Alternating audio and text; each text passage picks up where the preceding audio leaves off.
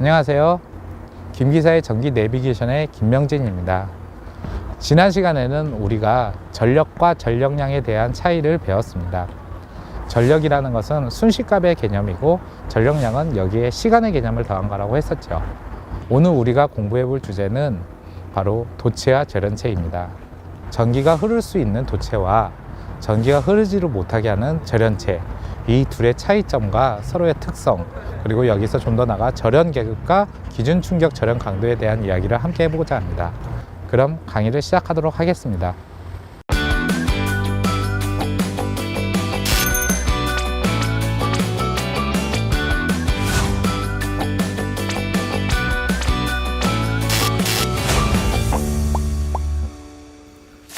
제5강 전류가 흐르는 도체와 절연체는 무엇이고 왜 중요하나요에 대해서 강의를 해보도록 하겠습니다.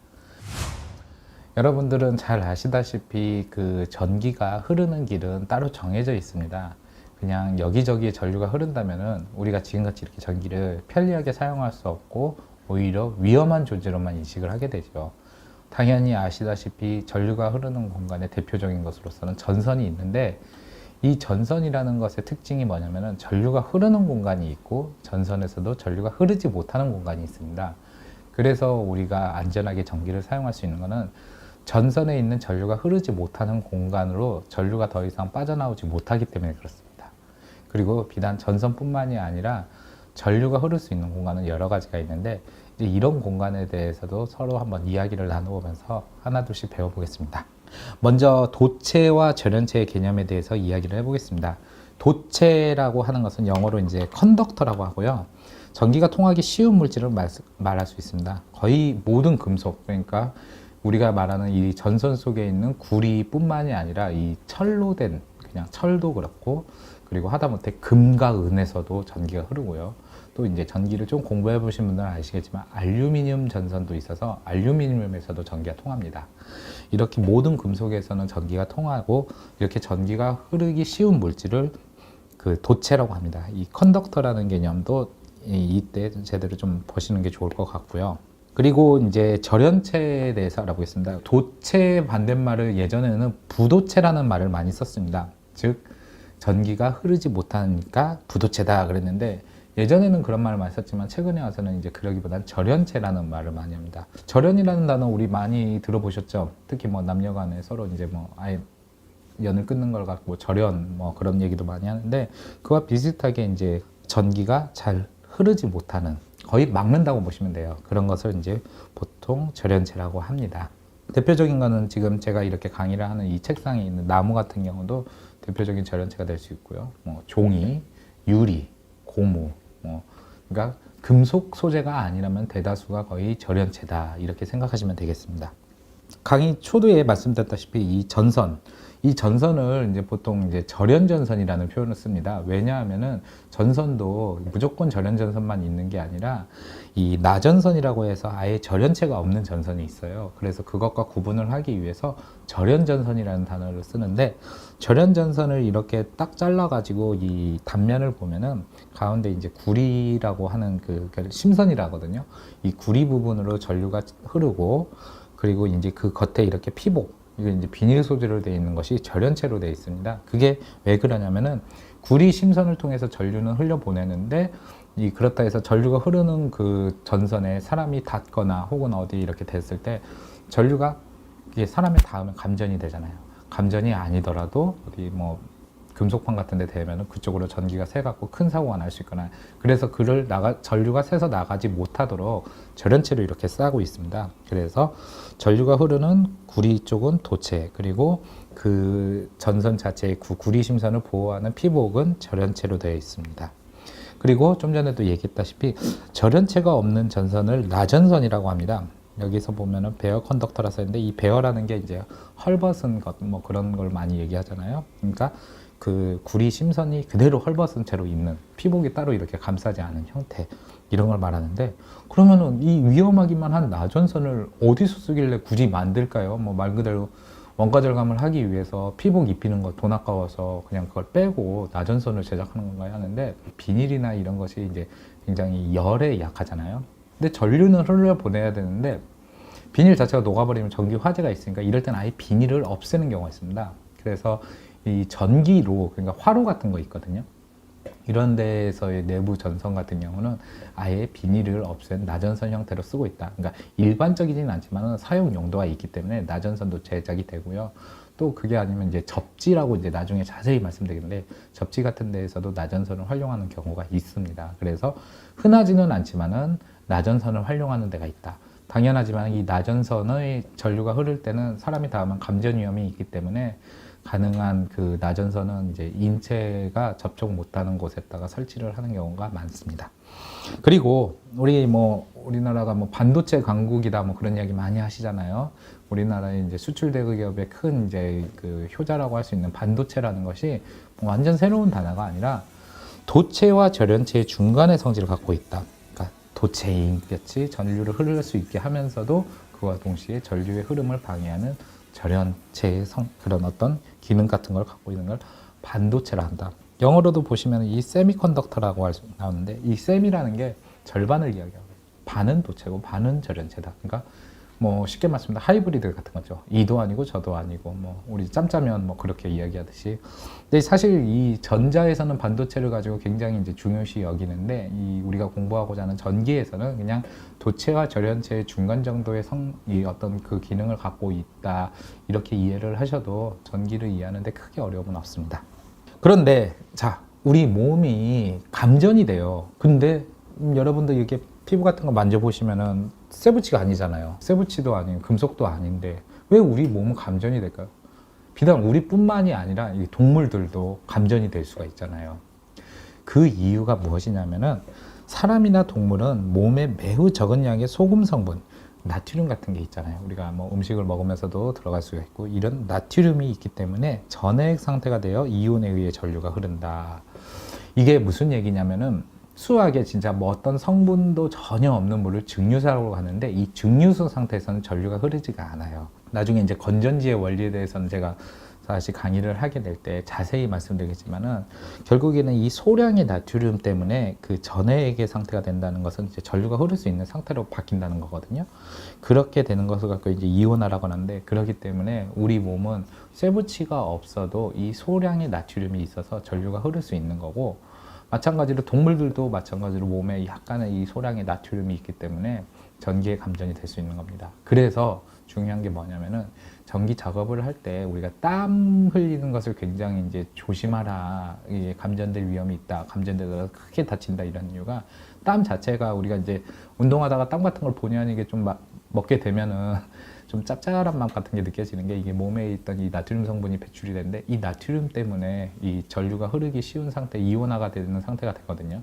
그래서 더 큰 위험을 닥칠 수 있습니다.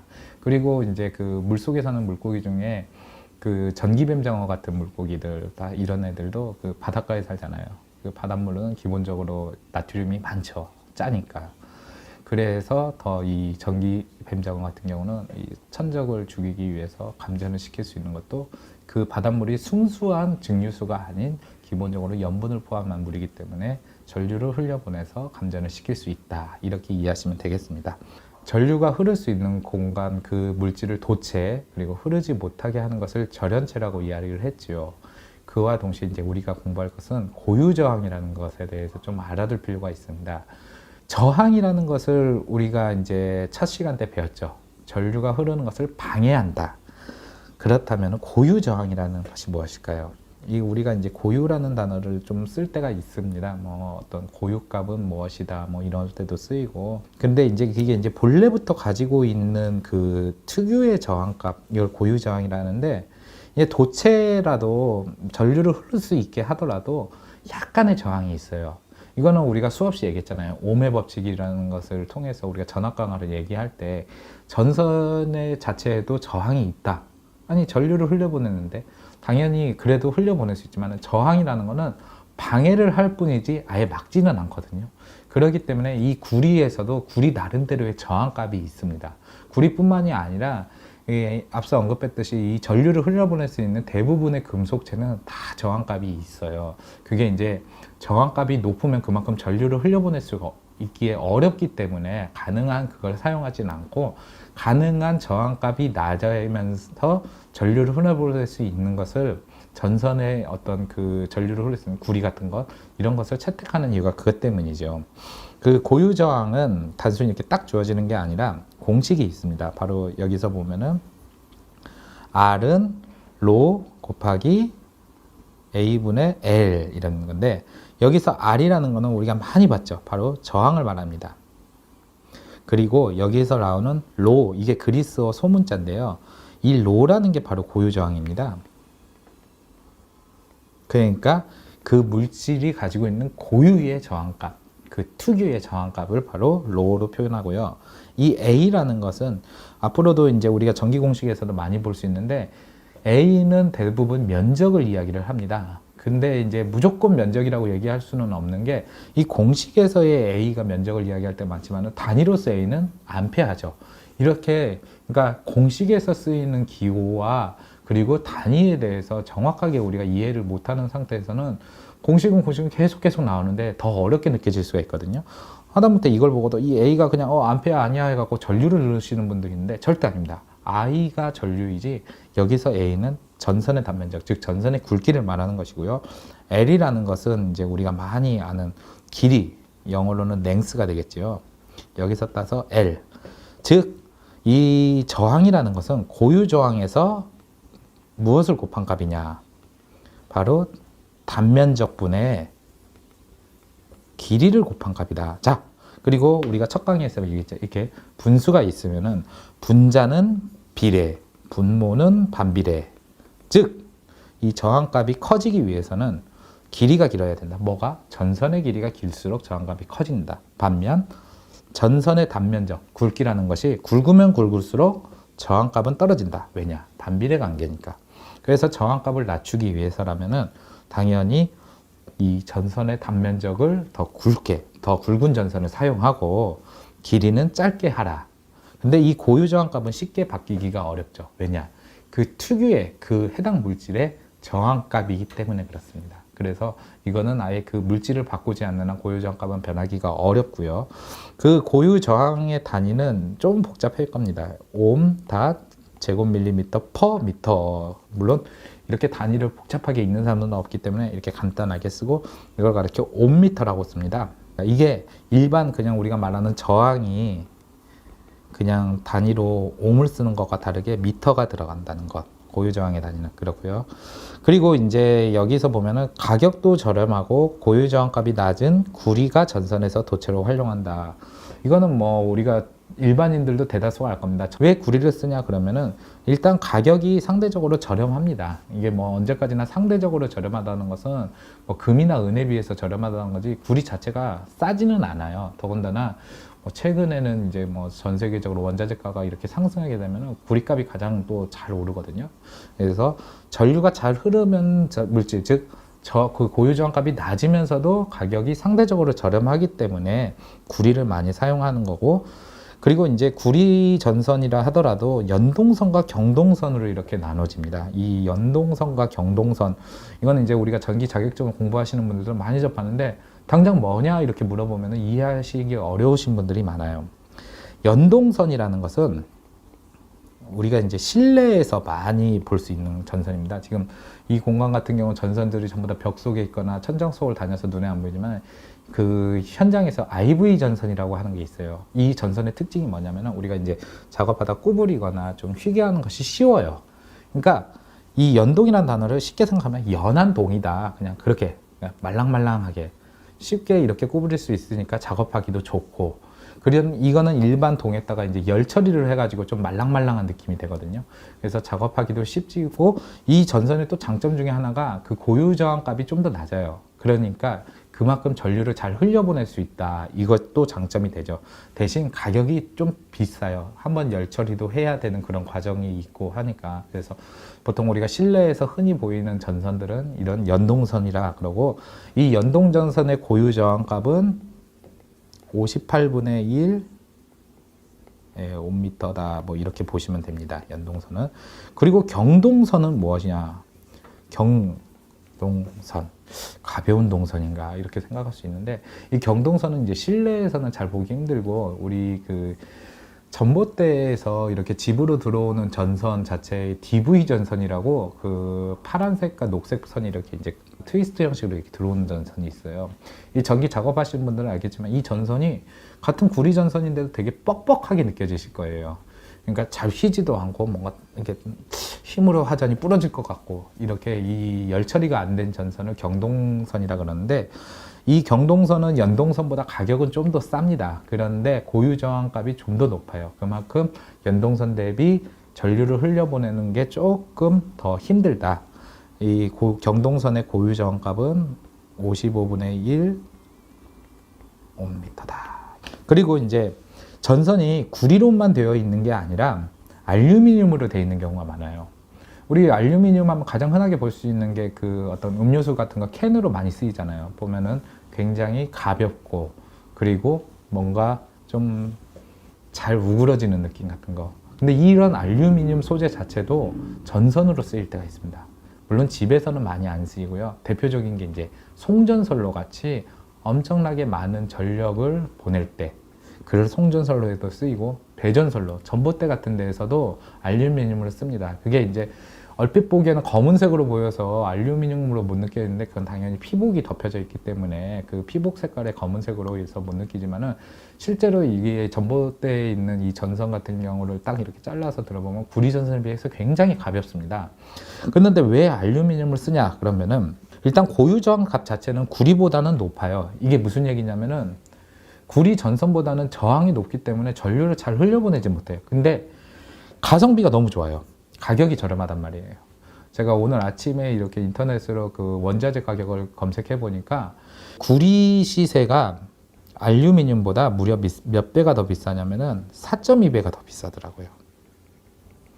이게 무슨 얘기냐? 구리를 뭐 1kg를 사는데 420원이다 그러면은 알루미늄은 100원이면 살 수 있다 이 얘기거든요. 그만큼 가격이 한 4분의 1 정도로 훨씬 저렴하다.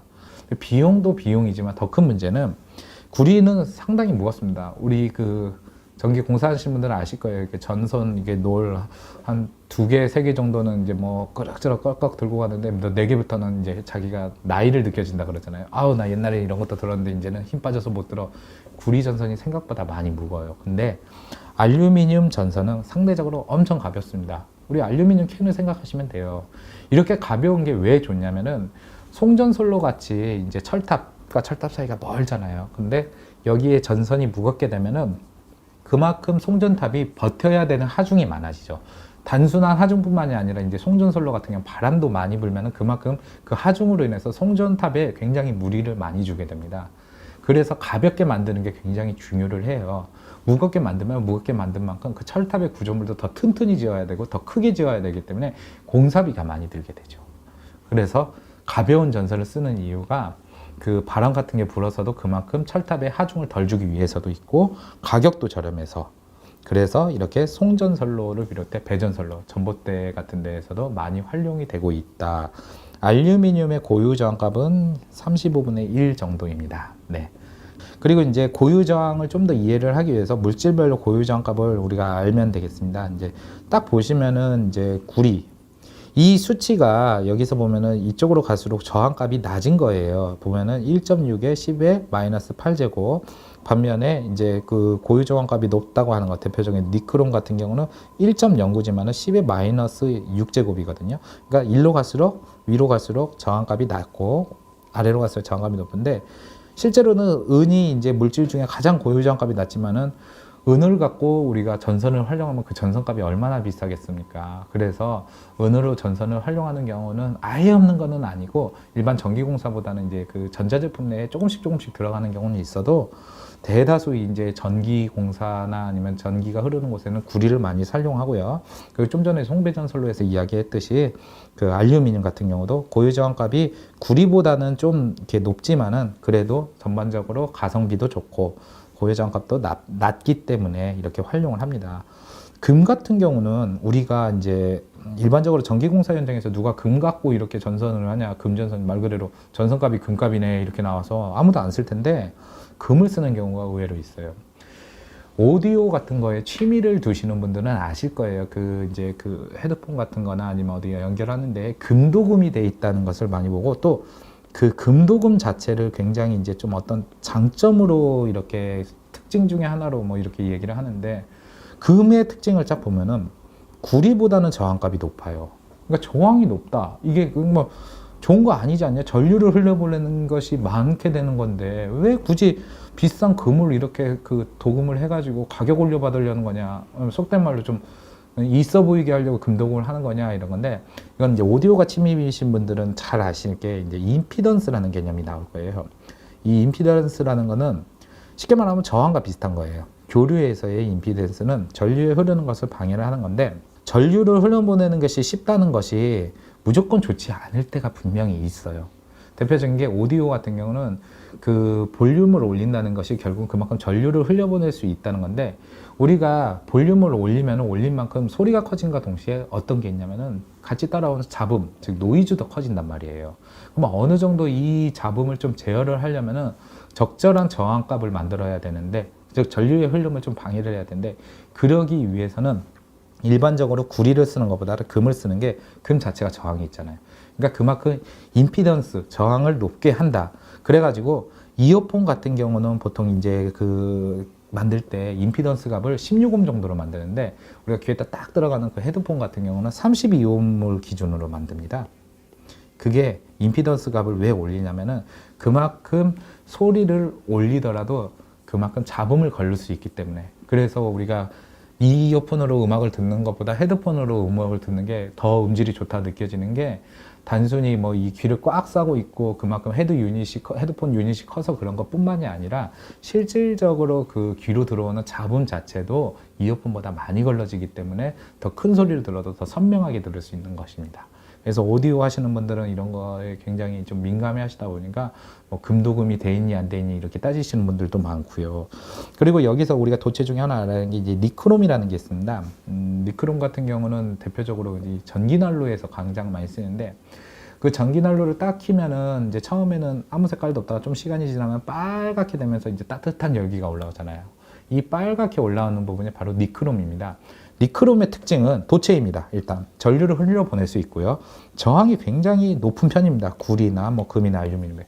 그러면은 전류도 흘려보낼 수 있으면서 저항이 높다. 이 얘기가 뭐냐? 전류는 흘러가면서 저항이 높기 때문에 열이 많이 발생을 하게 됩니다. 즉 전기 난로에서 열을 발생하는 부분이 바로 니크롬선인 것이, 전류도 보내면서 저항이 높기 때문에 열을 그만큼 충분히 발생할 수 있기 때문에 전기 난로에서의 그 열선이라는 하는 부분은 니크롬선으로 되어 있는 겁니다. 당연하지만 열을 많이 발생하기 때문에 이 니크롬선으로 이렇게 만든 부분은 비닐 같은 피복을 덮어서는 안 돼요. 바로 녹아버리죠. 그래서 그 니크롬선이 실제로 전류가 흐르면서 열이 나기 때문에 빨갛게 보이는 것도 따로 피복이 없기 때문에 그렇습니다. 보통 이제 이 니크롬선까지를 우리가 금속체의 도체라고 보고, 탄소, 뭐 게르마늄, 규소 이런 것을 반도체의 원료로 보고 있고요. 그리고 제가 아까 처음에 말씀드렸던 나무, 뭐 고무, 유리, 뭐 이런 종이, 뭐 이런 것들은 실질적으로 전류가 흐르지 않기 때문에 이를 절연체, 뭐 옛날 말로 부도체라고 한다, 이렇게 이해하시면 되겠습니다. 그리고 이제 그 절연에 대해서 좀 이제 말씀드렸는데, 이 헷갈리시는 분들이 있어요. 절연하고 저항 하다못해 이게 또 비슷하게 두 글자의 지읒자로 시작하니까 절연, 저항, 접지, 이 세 가지가 다 뭐 거기서 거기 아닌가 막 헷갈리시는 분들도 있는데, 절연이라는 거는 눈에 말씀드렸다시피 전류가 흐르는 것을 방해한다. 오지 마. 그만 더 이상 움직이지 마. 이렇게 하는 게 절연이라면은, 저항이라는 것은 방해하는 거예요. 전류는 흐르게는 해줘요. 그런데 자꾸 꼬투리 잡으면서 너 이제 뭐 이렇게 좀 뭐 자꾸 가지 말고 좀 나 좀 봐봐 막 이런 식으로 하는 거. 니크롬선이 그런 역할을 한다 그랬잖아요. 그 접지라는 건 이 둘과는 완전 개념이 다르고, 일종의 뭐 이 전자제품에서 나온 누설 전류를 땅으로 보내는, 그러니까 이제 땅이라기보다는 어떤 용량이 큰 곳으로 옮겨 보내는 것으로서 비슷한 것 같아도 전혀 다른 개념입니다. 절연과 저항의 차이는 여러분들이 명확히 아실 필요가 있고요. 그리고 이제 그 전기 자격증을 준비하시는 분들은 이제 절연 계급이라는 것을 이제 이해하실 때가 있습니다. 제가 좀 전에도 말씀드렸듯이 저항과 절연의 차이점은 이렇게 얘기를 드렸는데, 우리가 이제 그 절연 계급이라는 것은 일반적으로는 많이 안 쓰지만, 전동기 같은 경우는 절연 계급이라는 게 있어요. 그러니까 똑같은 절연인데도 계급을 두는데 이 계급의 기준이라는 것이 단순히 뭐 얼마나 절연을 잘 되냐 이게 아니라 전동기에 적용된 최고 사용 온도를 기준으로 구분합니다. 이게 무슨 얘기냐면요. 우리가 이제 전동기 그 모터를 돌릴 때는 처음 딱 모터를 돌리는 시점부터 이제 운전까지 가는데 이 처음 시점을 기동이라고 그래요. 기동 혹은 시동이라고 하죠. 이 순간에 전류가 굉장히 높게 흐르다가 어느 정도 시간이 지나고 나서 회전이 이제 정회전으로 돌아가게 되면은 그만큼 이제 전류를 적게 사용하게 되죠. 문제가 뭐냐면은 이렇게 높게 이제 전류를 사용한다 그러면은 아까 우리가 줄의 법칙에서도 얘기했듯이 전류가 높을수록 열이 많이 발생하잖아요. 그래서 여차하면은 이 기동 전류로 인해서 때 아니게 화재가 날 수가 있단 말이에요. 이를테면은 운전대 기준으로 이 절연을 맞춰버리면은 처음 이 기동 때 전류가 확 치솟을 때 그걸 못 버티는 경우가 생긴단 말이에요. 그래서 이 전동기 같은 경우는 특별히 더 보수적으로 이렇게 절연을 해야 되거든요. 처음 기동할 때를 대비해서. 그래서 만든 게 바로 절연 계급이고요. 그 이제 전동기의 절연 계급은 크게 7종류가 있는데 이 중에서 가장 범용적으로 많이 쓰이는 게 여기 E종, B종, F종, H종 이렇게 있어서 허용할 수 있는 최고 온도를 120도, 130도, 155, 180도 이랬는데 여기에서도 이제 삼성 같은 경우는 보통 E종을 많이 사용하고 단상은 A종을 많이 사용합니다.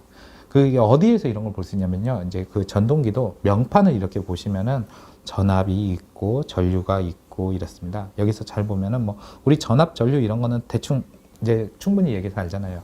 그래서 이 전압과 전류를 곱하면은 대략적인 전력이 나온다는 것도 알 수 있고 회전수라는 개념은 분당 얼마나 돌아가냐. 처음에 우리가 얘기했죠. RPM의 개념. 그리고 주파수라는 것도 여기 이렇게 표기가 되어 있습니다. 그리고 주위 온도라는 거는 이 전동기를 처음 만들 때 이 주변의 온도가 어느 정도일 때 이 테스트를 했을 때 이 개념이거든요. 그러니까 주변 온도를 40도 정도로 이 공기 중의 온도가 40도일 때 이걸 테스트를 했다.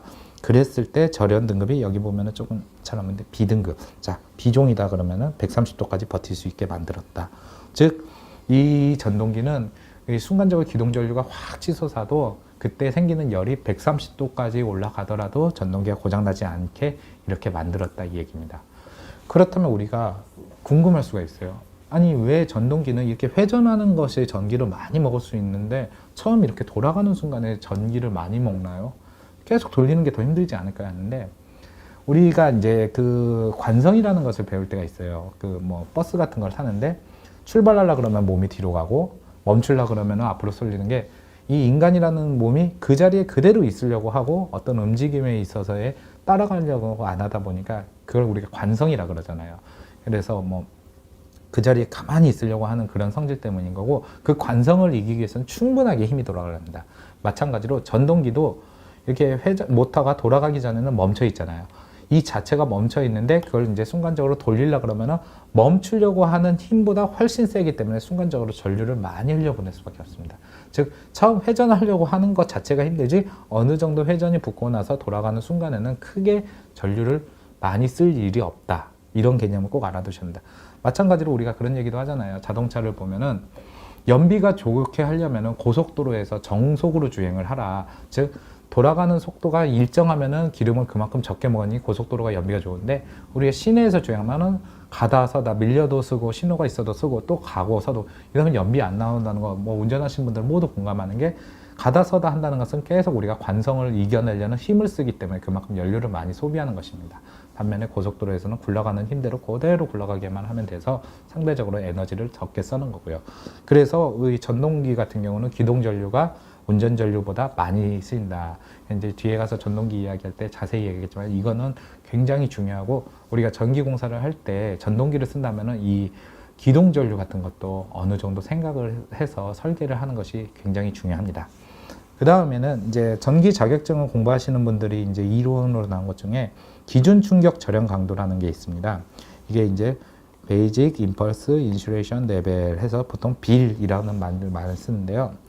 이거는 이제 일반인들은 정말 모르는 개념이고 또 일반적으로 그냥 우리 건물에서 전기공사 하시는 분들도 잘 모르는 개념인 게 송배전 계통에서 절연협조의 기준이 되는 절연 강도다입니다.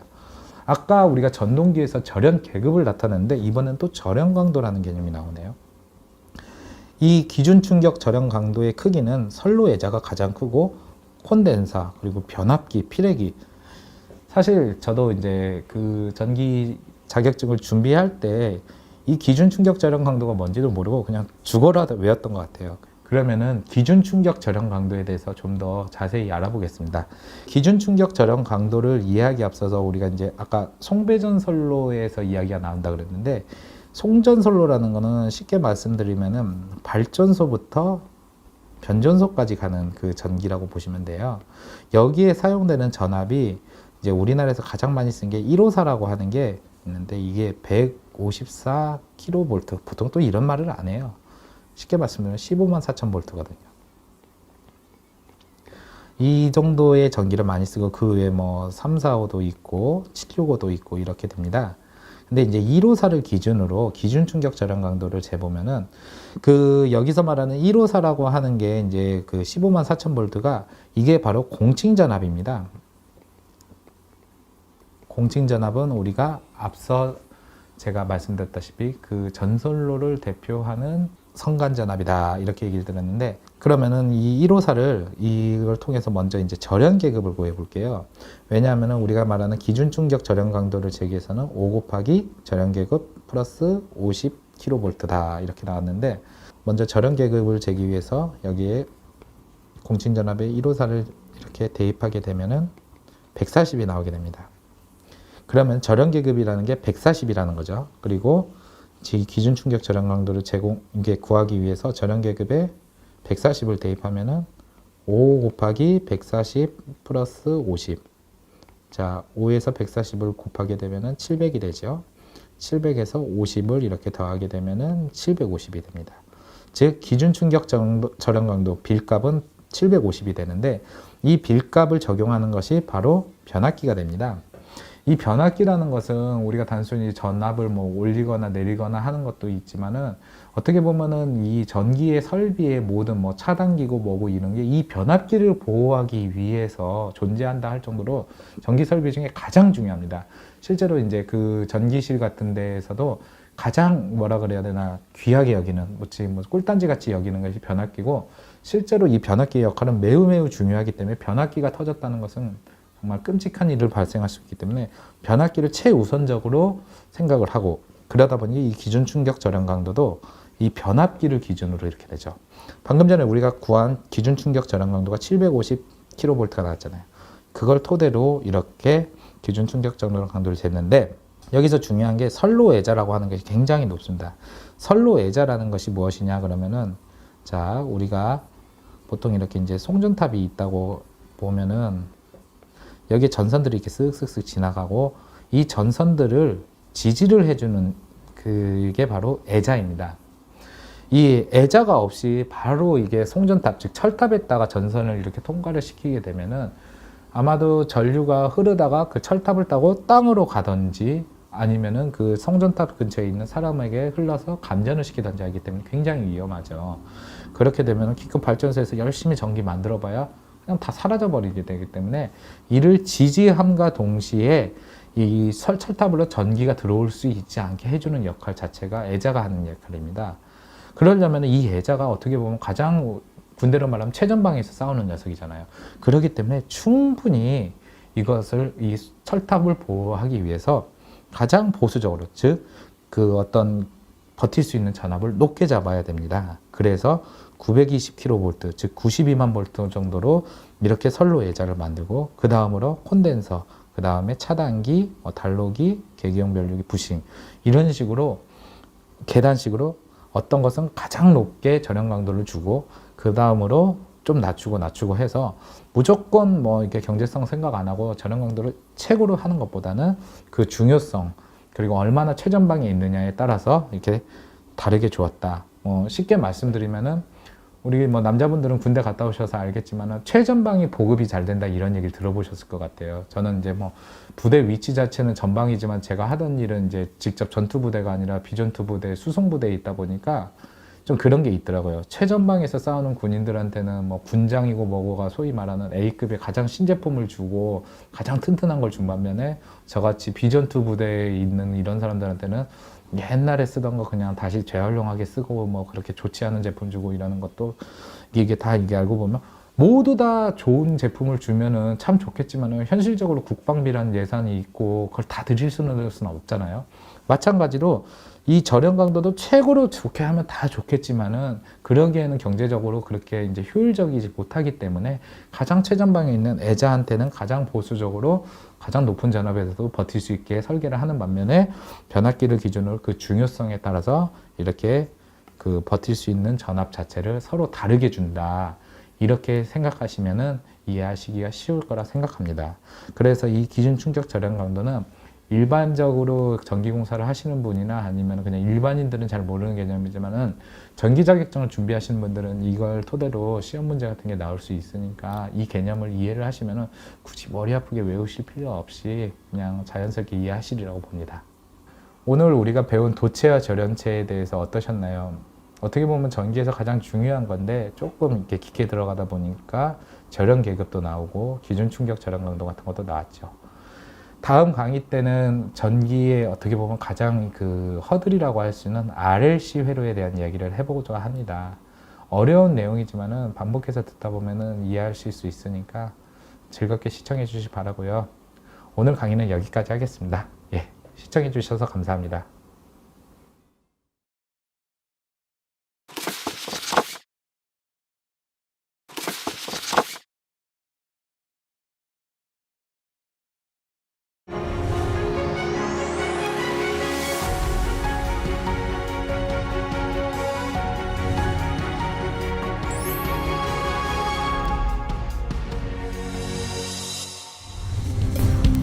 (2022년도) 개관을 목표로 추진 중인 스마트 전기안전 AI센터는 국내 유일이자 최초의 전기공사 중심 안전체험관으로 전기기술자뿐만 아니라 특성화고 등 일반인들에게까지 전기안전의 인식을 제고할 수 있는 다양한 체험 프로그램을 제공하게 됩니다.